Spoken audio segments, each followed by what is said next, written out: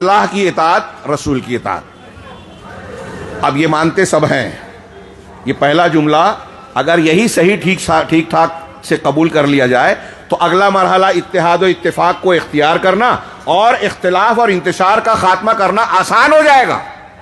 مگر اللہ اور اس کے رسول کی اطاعت کے اس حکم کو کیا سارے مسلمان ہم اور آپ ماننے کے لیے تیار ہیں؟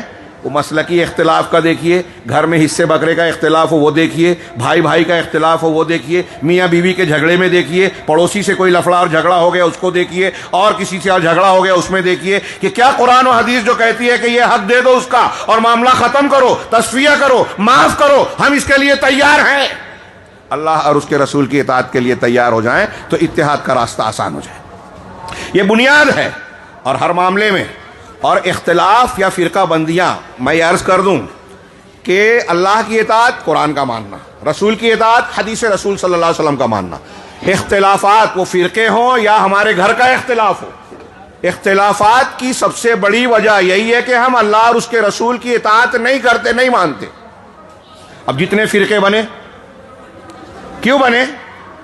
اللہ اور اس کے رسول کی متعین کی ہوئے راستے کو جو صحابہ کرام نے اختیار کیا، منہج، مسلک، عقیدہ، دین کا طریقہ، راستہ، اصول، ضابطہ، اگر وہی طریقہ اختیار کر لیں تو اختلاف رہے گا کیا؟ اللہ کے رسول صلی اللہ علیہ وسلم نے اس کو کہا الجماعہ۔ 73 فرقے ہوں گے، ایک جنت میں جائے گا، جنت میں جانے کے لائق، باقی سب جہنم میں، اور جو ایک ہوگا وہی الجماعہ ہے، اتحاد کا علمبردار گروہ ہے۔ وہ کون ہے؟ جس پر میں ہوں اور میرے صحابہ ہیں۔ اب آپ کے اور آپ کے صحابہ کے طریقے سے آدمی ہٹا، اللہ اور اس کے رسول کی اطاعت سے ہٹا، اختلاف پیدا ہوا، فرقہ بن گیا۔ میں فلاں بزرگ کو مانتا ہوں، میں فلاں طریقے کو مانتا ہوں، ٹھیک ہے، اللہ کا فرمان یہ ہے، رسول کی حدیث یہ ہے، لیکن میں نہیں مان سکتا، میرا مسلک یہ ہے، میرا سلسلہ یہ ہے، میرے گروہ کا قاعدہ یہ ہے۔ اللہ کے واسطے اس کو یہ نہ سمجھے کہ میں کسی گروہ کو رد کر رہا ہوں عصبیت کی بنیاد پر۔ مسلمانوں کے بیماری کا علاج جب ہم کرنے جائیں گے تو بیماری کی وجہ تو تلاش کریں گے۔ آج ہمارے یہاں لوگ مسلمانوں کی شوکت، قوت، غلبے کی بات کرتے ہیں، کچھ لوگ حکومت قائم کرنے کی، کچھ اور باتیں کرتے ہیں، مسلمانوں پر اتنی مصیبت تر پریشانی آ رہی ہے، اور یہ مولوی جو ہے توحید کی بات کرتا ہے، سنت کی بات کرتا ہے۔ مولوی کیوں نہ کرے؟ مسلمانوں کے مسائل کا حل قرآن و حدیث یہ کہتی ہے، ایمان ہے، تقوی ہے، جو اللہ اور اس کے رسول کی اطاعت سے جڑا ہوا ہے۔ جب آپ اس کو اختیار کریں گے تو آپ کے دنیا اور آخرت دونوں مسائل حل ہوں گے۔ اللہ نے کہا وَإِن تَصْبِرُوا وَتَتَّقُوا لَا يَضُرُّكُمْ كَيْدُهُمْ شَيْئًا، اگر صبر اختیار کرو گے اور تقوی اختیار کرو گے تو دشمنوں کی چالیں سازشیں تمہارا کچھ نہیں بگاڑ پائیں گی۔ اللہ کہتا ہے وَالَّذِينَ آمَنُوا وَعَمِلُوا الصَّالِحَاتِ، یہ کیا ہے؟ وَعَدَ اللَّهُ الَّذِينَ آمَنُوا وَعَمِلُوا الصَّالِحَاتِ لَيَسْتَخْلِفَنَّهُمْ كَمَا اسْتَخْلَفَ الَّذِينَ مِن قَبْلِهِمْ، کہ اللہ نے ان لوگوں سے جو ایمان لائے، اللہ پر جو ایمان لائے اور عمل صالح کیا، ان سے وعدہ کیا ہے کہ زمین میں خلافت دے گا، حکومت دے گا، طاقت و غلبہ دے گا۔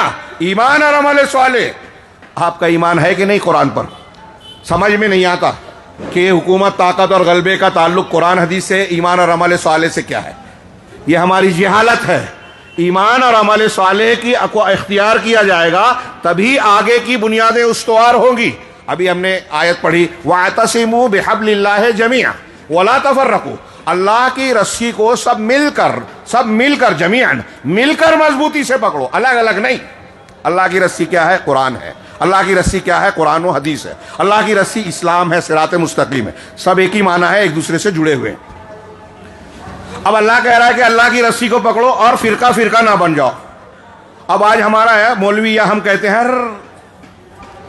مسلمانوں کی بڑی بری حالت ہے، جو آتا ہے پیٹتا ہے، آپس میں لڑاتا ہے، اپنا مقصد نکالتا ہے، کوئی ووٹ لینے کے لیے لڑاتا ہے، کوئی جو ہے ہمیں جو ہے منتشر کرنے کے لیے لڑاتا ہے، کوئی اسلامی دعوت کو روکنے کے لیے لڑاتا ہے، کوئی بڑھتی ہوئی طاقت کو ختم کرنے کے لیے لڑاتا ہے، اور آسانی سے اس ایجنڈے پہ کام کر لیتے ہیں۔ ہمارے اندر سے لوگ اعلی کار مل جاتے ہیں، ایجنٹ مل جاتے ہیں، تو اب کہتے ہیں کہ یہ اختلافات میں نہ پڑو، یہ کرو کہ نہ کرو، وہ کرو کہ نہ کرو، ایک ہو جاؤ۔ یہ اتحاد کی دعوت ہے؟ آج یہ بات اگر سمجھ لیں تو میں سمجھتا ہوں کہ اس کانفرنس کا بہت بڑا اللہ نے مقصد پورا کر دیا، اللہ قبول کرے۔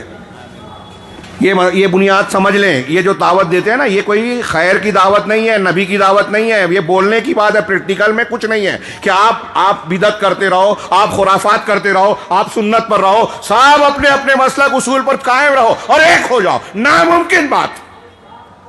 قرآن کہہ رہا ہے کہ یہ اللہ کی رسی کو پکڑو، فرقہ فرقہ نہ بنو. اس کا مطلب کیا ہوا؟ فرقہ فرقہ کب بنتے ہیں؟ جب اللہ کی رسی کو مضبوط نہیں پکڑا. آپ کہہ رہے ہیں کہ اللہ کی رسی کو مل کر مت پکڑو لیکن ایک ہو جاؤ. ارے فرقہ تو اسی وجہ سے بنے کہ وہ اس طریقے پہ ہے، وہ اس طریقے پہ ہے، وہ اس طریقے پہ ہے. فرقہ اسی سے تو بنا ہے. آپ کہتے ہو کہ سب طریقے بھی رکھو، فرقہ ختم بھی ہو جائے. اللہ کے رسول نے فرمایا 73 فرقے ہوں گے.